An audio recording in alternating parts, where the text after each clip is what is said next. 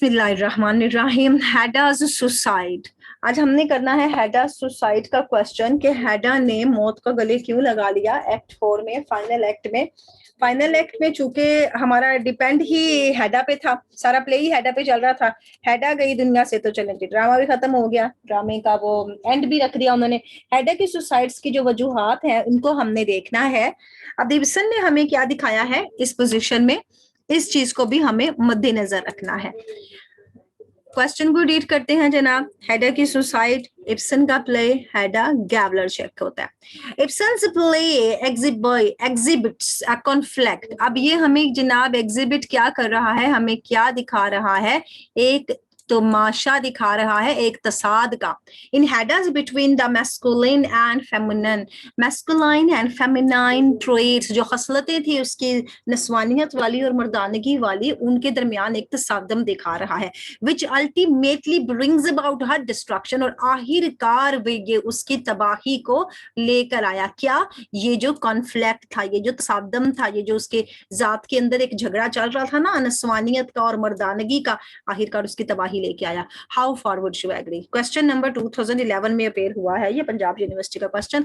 How far would you agree? आप जनाब कब तक, यहाँ तक, किस हद तक मुत्तफिक हैं? That the tragedy of हैडा is that, के जो हैडा का अलमिया है, शी हैज नथिंग सीरियस, वो इस मामले में बिल्कुल भी सीरियस नहीं थी टू डू, कैसा करे, but at the same time उसी वक्त शी डेस्परेटली यर्न्स। एक तो वो बिल्कुल सीरियस नहीं थी और दूसरी तो वो बड़ी, जिसे कहते हैं ना बच्चों की तरह यर्न्स होता है कि लिलनी लगा देना, जिद करना, आए मुझे ये चाहिए चाहिए। फर्स्ट तो हमें दिखाते हैं कि वो जनाब सीरियस ही नहीं थे इसके लिए, इस अपनी ट्रेजेडी के लिए, अपने अलमी के लिए, अपने किसी भी काम के लिए इतने सीरियस वो नहीं दिखाई दी। लेकिन बाद में ऐसा महसूस हुआ कि वो तो बच्चों की तरह एक हद तक वो, जिसे कहती है ना तरपती फिर रही है। यर्न्स को हम कहते हैं तरपना। किसके लिए तड़प रही है? हैप्पीनेस के लिए, उम्मीदों के लिए, खुशियों के लिए, without ever being able to find them. और वो इस काबिल भी नहीं थी कि वो इन खुशियों को पा सकती। ये हैडा का डायरेक्ट करैक्टर भी निकलता है और इसके लास्ट सीन की डेफिनेशन भी सारी की सारी हमें इसमें से ही दिखाई देती है। ये हमने इसमें देखनी है जनाब हैडा की कैरेक्टर की डेफिनेशन। हैडा किल्स हरसेल्फ, हैडा अपने आप को कत्ल करती है for any of this number of reasons. बहुत सी ऐसी वजूहात हो सकती है। एज ऑल वी नो, हम जानते हैं she has been unhappy for quite some time now. हम जानते हैं कुछ अरसे से वो नाखुश जरूर थी। वी नो, हम ये भी जानते हैं शी इज बोर्ड, वो बड़ी परेशान थी। और शी हैज बोर्ड, वो एक बेजार हो चुकी थी, ट्रैप्ड, जकड़ी जा चुकी थी in the loveless marriage. Underline this point, loveless marriage, ऐसी शादी जिसमें मोहब्बत की कोई दूर दूर तक झलक नहीं थी। लिविंग बिलो हर स्टैंडर्ड्स, और अपने मयार से हल्की जिंदगी गुजार रही थी। Married to a buffoon, buffoon it's mean बेवकूफ, वो एक बेवकूफ से शादी कर चुकी थी। And going to have a baby, और एक बच्चा भी होने वाला था उसका। She is no way wants, और the baby she no way wants, और वो चाहती नहीं थी कि बेबी हो। So which is the straw, ये एक ऐसा तिनका था that breaks the camel's back. बहुत जबरदस्त सेंटेंस उन्होंने लगाया, एक ऐसा तिनका था, यानी बेबी, एक छोटा सा बच्चा, एक वो तिनका साबित हुआ जिसने बड़े ऊंट की कमर ही तोड़ के रख दी। Here are the few possibilities also, यहाँ कुछ मुमकिन वजूहात भी हैं जिनकी वजह से हैडा ने एक्ट 4 में खुदकुशी क्यों की। चले जनाब ये भी देखते हैं। She can't stand thought of Brack's power over her. Number 1, सबसे बड़ी वजह ये थी, ब्रेक ने उसमें पावर ले ली थी। ब्रेक को उसका एक राज पता चल गया था और उस राज को वो बर्दाश्त नहीं कर पाई कि उसकी उस पर एक पावर हो जाए। सो इन हैडाज ओन वर्ड, अपने अल्फाज में कहती है, no I can't bear the thought of it, never, मैं ये बर्दाश्त नहीं कर सकती, ये सोच भी बर्दाश्त नहीं कर सकती कि यानी जज ब्रेक मेरे पे पावर ले ले, नेवर। ये डायलॉग्स आपको एक्ट 4 में मिलने वाले हैं। She has nothing to live for, जिंदा रहने के लिए उसके पास बचा ही क्या था। शी आस्क्स, वो कहती है, if there is anything Tesman needs for her, ये भी आप अभी जानेंगे। ये आती है टेस्टमैन के पास, उससे पूछती है, टेस्टमैन तुम्हें जरूरत है मेरी, जब वो एलिवेस्टेड के साथ पेपर को जिसे कहते हैं ना स्ट्रेट कर रहा होता है। और वो रिप्लाइज क्या करता है, no nothing in the world, नहीं जनाब पूरी दुनिया में मुझे तुम्हारी जरूरत नहीं है। Carelessness of Tesman also brought her towards her death. A few lines later Hedda ask, कुछ लाइनों के बाद हैडा कहती है, what will I do evenings. ये भी आपको एक्ट 4 के लास्ट सीन्स में मिलने वाला है। वो कहती है, टेस्टमैन तुम जाओगे एलिवेस्टेड के साथ अपनी आंटी के घर में, तो मैं क्या करूंगी शामों को। ये भी वजह बनी उसके शौहर की carelessness. Another problem was that that. These are the reasons why she took the suicide action. Suicide action, why she took her own life. Okay, she finally faces her pregnancy. अब यही तो हमें पता है जनाबा जच्चगी को फेस कर रही थी. Ada has been pregnant for all the play, और हमें पूरे ड्रामे में पता लग गया था शुरू से ही ऑन टेस्टमैन की बातों से ही और टेस्टमैन की बातों से. But she has been denying. वो क्या करती आ रही थी? हैज बीन डिनाइंग, वो तो इनकार करती आ रही थी फैक्ट, इस हकीकत से. She finally reveals to George, और आखिरकार उसने जॉर्ज जब इसको ये उसका मसवदा जलाने के बाद बोलती है, मैन्युस्क्रिप्ट को आग लगाती है और फिर बाद में जिससे कहती है जॉर्ज जाओ अब सबको बता दो. जॉर्ज को अपने काबू में भी कर लेती है. जॉर्ज भी कहता है ओ हैडा तुमने मुझे आज जॉर्ज कहा, तो उसके सामने वो सारी बातें खोल के रख देती है. She is going to have a baby, उसे बता देती है कि भाई अब जाओ दुनिया को बताओ कि तुम अब्बा बनने वाले हो.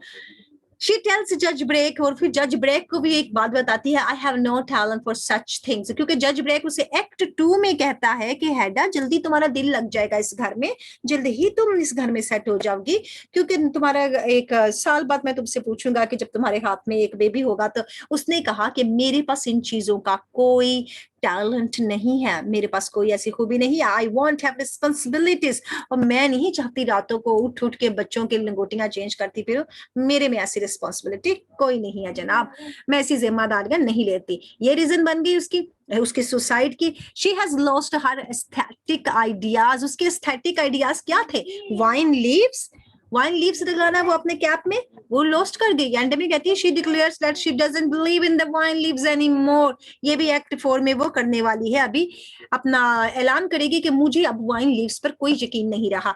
इज डिसगस्टेड, और ये काबिल नफरत हो जाता है टू हियर उसके लिए द ट्रूथ, उसे सच को सुनना अबाउट एलियट्स डेथ, के एलियट की मौत कैसे वाकया हुई, रेदर देन पुटिंग द कनपट्टी पे गोली मारना, टेंपल पे गोली मारना, rather than he shot his on temple. उसके ब्रेस्ट पे गोली लग गई, उसके पेट में गोली लग गई, उसके स्टमक में, उसके लोअर पार्ट पे कहीं गोली लग गई. ये उसके लिए बड़ी डिसगस्टिंग बेइज्जती की बात थी. शी आस्क्स, फिर वो पूछती है, why does everything I touch turn ridiculous and while, क्यों हर वो चीज जिसे मैं छू लेती हूँ वो तमस्खर अंगेज बन जाती है, वो नापाक हो जाती है. वाइल नापाक हो जाती है, रिडिकुलस तमस्खर अंगेज यानी हंसी का निशाना बन जाती है, क्योंकि इसने अगर उसको कहा डू दिस ब्यूटीफुली, तो वो उसने जाके अपने गोली नहीं मारी इसके कहने के मुताबिक, तो ये नापाक जगह पे गोली मार ली, यानी वो कनपट्टी कोई पाक मकाम था इसके लिए, क्योंकि जर्नल की बेटी थी. जर्नल को ये रूल सिखाए जाते हैं कि आपने जब अगर कैद हो जाना है तो आपने दुश्मन को राज नहीं बताने हैं, अपने आप को गोली मार देनी है, और ये बड़ी बहादुरी का काम है. So she wants to be, और वो भी ऐसे ही चाहती थी कि वो आजाद हो जाए, फ्री ऑफ एवरीथिंग अगली, हर उस गंदी चीज से आजाद हो जाए. अब अगर हम देखें ना तो ये मर्दों का माशरा था, और वो मर्दों का माशरा, मर्द उसे किस तरफ धकेल रहा था अपने साथ ताल्लुकात बनाने के लिए, लिहाजा वो इस गंदगी से भी निकलना चाहती थी कि मैं अपनी जिंदगी का मजाक नहीं बनवाऊंगी जज ब्रेक के हाथों में.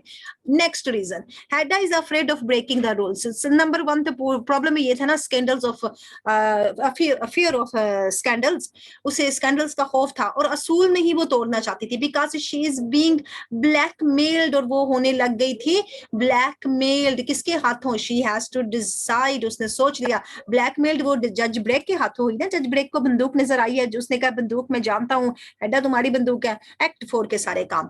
शी हैज टू डिसाइड, फिर वो कहती है, उस फैसला कर चुकी होती है, whether to face the public scandal. उसको ये कहा जाता है, जज ब्रेक उसे ब्लैकमेल करता है कि फैसला कर लो आया कि तुम जा रही हो पब्लिक में एक ऐसा स्कैंडल, ऐसी बदनामी को फेस करने के लिए, और ऐसी तहकीकात को फेस करने के लिए, इन्वेस्टिगेशन को, रिगार्डिंग द पिस्टल, जो कि उस पिस्टल के बारे में है जो तुमने अपने हाथों से एलियट लवबर्ग को दी थी कि जाओ और मौत को गले लगाओ ब्यूटीफुली, और अब ये अदालत में जाएगी पिस्तौल.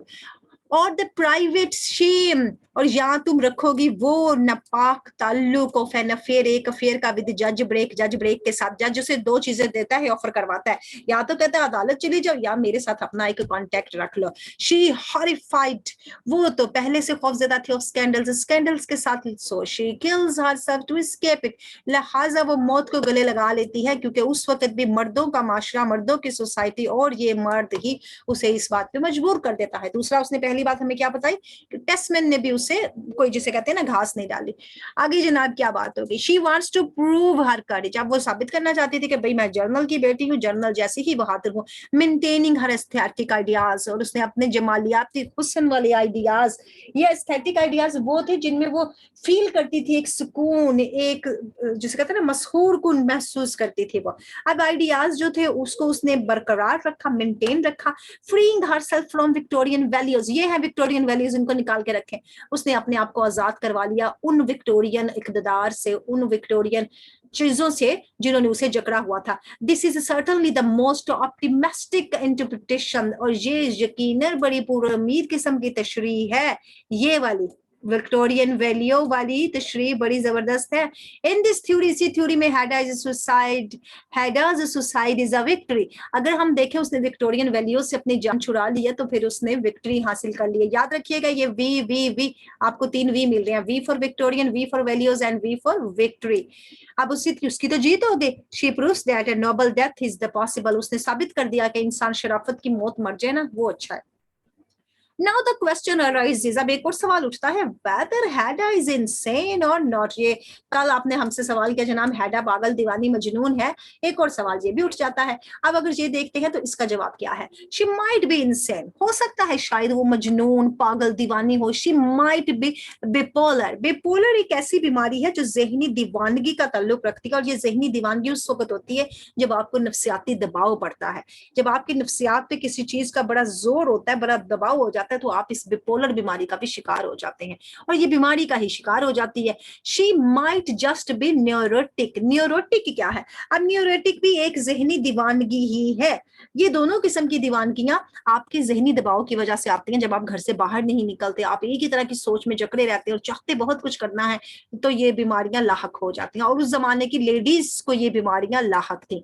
नेदर डज द फैक्ट, और मे भी ये हकीकत भी नहीं हो सकती है, दैट शी शूट्स, वो मारती है एट द जज, शी शूट्स एट द जज ऑफ हर ऑन अम्यूजमेंट।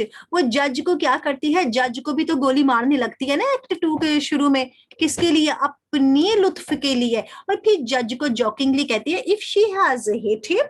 ये हमारी इंडायरेक्ट में बात आ गई कि क्या उसने जज को कोई गोली मारी, फिर मजाकिया अंदाज में उससे ये कहती है। ये भी उस पर न्यूरोटिक कंडीशन आ जाती है, बिपोलर आ जाती है, इंसेंस कंडीशन आ जाती है। आफ्टर 2 people have died, अगरचा जनाब 2 अशखास की मौत हो चुकी है इसी एक्ट में, एक्ट 4 में। एक तो एलियट लवबर्ग मर गया, दूसरा आंट रीना की वफात हो चुकी, and her friends and families are grieving, दोस्त और खानदान दुख में मुब्तला है। शी रिट्रीट्स, अब वो क्या करती है, वो सलूक करती है to the inner room, inner room में जाती है, कैसा सलूक करती है, टू प्ले, बजाती है a wild dance melody. Oh my God, ये क्या काम था, ये भी उसके जुनून की एक हद थी, जाती है और वहां पे जंगलियों की तरह डांस करती है, और ये पियानो जोर जोर से बजाना शुरू कर देती है अपने पियानो की धुन पर। पियानो की धुन क्या शो करती थी, इसकी खुशी, इसका जुनून, इसका एंजॉयमेंट मौत के ऊपर। वो क्या कर रही है, पियानो बजा रही है। She seems to be incapable of love, उसको ऐसा महसूस हो रहा था कि वो प्यार के काबिल नहीं रही है।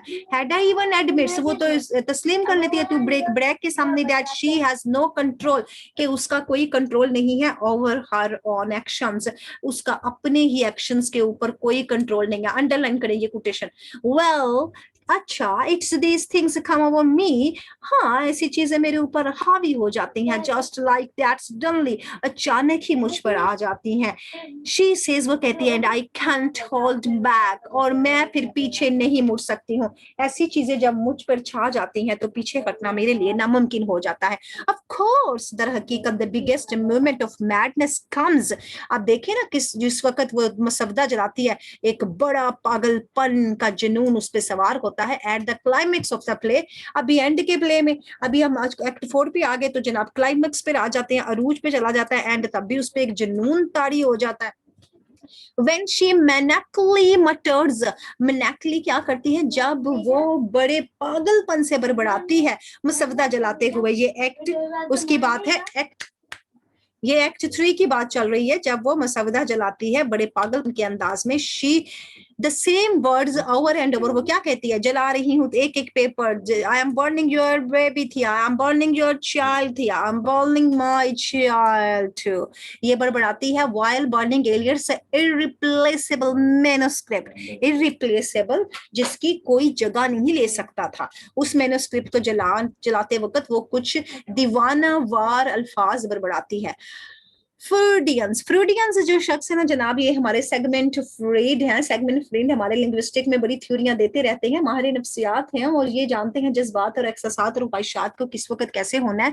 अब देखिए जनाब, Freudians have a field day with Hedda Gabler. अगर हम किसी भी नफ्सियाती बंदे को बुला लेंगे ना, किसी डॉक्टर को बुलाएं, आओ जनाब आके हेडा के साथ एक दिन गुजारो, तो वो दिन गुजारना उसके लिए बड़े मुआरके से कम नहीं होगा। फील्ड डे होता है जिसमें हमारा कोई ऐसा दिन हो, हम कोई मुआरका करने वाले हो, कोई एडवेंचर करने वाले हो, कोई तफरी करने वाले हो। यानी हेडा के साथ अगर सारे फ्रूडियंस भी आ जाएंगे ना तो एडवेंचर ही करेंगे। The basic argument is that, अब चूंकि क्रिटिक्स होते हैं वो सारे के सारे बहस मुबाहिसा करते हैं। Hedda wants to be a man, वो कहते हैं जनाब हेडा औरत बनना ही नहीं चाहती थी, वो चाहती थी कि वो आदमी बन जाए। एंड रिजेंट्स, और वो क्या कर रही थी, वो नाराजगी का इंतजार करती थी, बुरा मनाती थी हर सेक्स कि मैं लेडी क्यों हूं, इस बात पे उसे नाराजगी, बुरा महसूस होता था। That is why she tries to live, इसी वजह से वो चाहती थी कि जिंदा रहे। कैसे रहे, विकेरियसली, विकेरियसली जिंदा रहे, यानी एक ऐसे नुमाइंदे के तौर पर जिंदा रहे थ्रू मैन, अगरचा के वो आदमी लगे। इन पार्टिकुलर मैनर्स, क्या कहती है उसको टेस्टमैन को, जाओ खत लिखो जाकर, जाओ पर्दे नीचे गिराओ, जाओ ये करो, जाओ वो करो, यानी वो सारे ऑर्डर देती है जो ऑर्डर उसके शोहर का हक बनता था उसे देना। That's why she plays with pistol, इन्हीं ट्रेड्स की वजह से वो बंदूकों से खेलती है, पिस्टल्स से खेलती है। अ क्लियरली मैस्कुलाइन प्रोप, और पिस्तौल तो काम ही मैस्कुलाइन मेल का काम था बंदूक से खेलना इन हर डेज, उन विक्टोरियन डेज में। एंड आ फिलाइक सिंबल, और ये बड़ा फिलाइक सिंबल माना जाता था जनाब, जब आप पिस्तौल से खेल रहे हैं तो ये लेडीज का ट्रेट नहीं था। She has no maternal instinct. maternal क्या होता है, उसका अपना ये जो जच्चगी वाला जो उसका चक्कर चल रहा था, अब उसका पैदाइशी रुझान, उसकी फितरत, इंस्टिंक्ट इसमें आ जाता है, उसकी फितरत ही इस तरफ नहीं थी। What so ever, इसी वजह से ये सारी वजूहात बनी उसकी मौत की। But at the same time उसी वजह पर अगर हम देखते हैं, Hedda is ashamed of her own failing as a woman. Failing, वो फेल महसूस करती है, नाकाम महसूस करती है कि मैं मर्दों के माशरे में एक औरत बनकर नाकाम हूं। अभी भी एक मर्द मुझे काबू करना चाहता है, नहीं। दैट्स व्हाई शी हेट्स, वो नफरत करती है। थिया, वो थिया से भी बहुत ज्यादा नफरत करती है। क्यों कहती है, तुम्हारे वेविंग हेयर जला दूंगी, तुम्हारे बाल जला दूंगी, सो मच उससे नफरत करती है, because Thea is the epitome of the femininity. अब थिया क्या थी, थिया एपिडम थी। एपिडम होता है, ये टी जो है ना यहाँ डी की आवाज दे रहा है, एपिडोम है वो खलासा है, वो मस्खर है, वो मुकम्मल मिसाल है फेमिनिटी की, नस्वानियत की, क्योंकि थिया के बड़े वेवी हेयर्स हैं, उसके ट्रेड्स सारी लेडीज वाले हैं और इसके लेडीज वाले ट्रेड्स नहीं थे।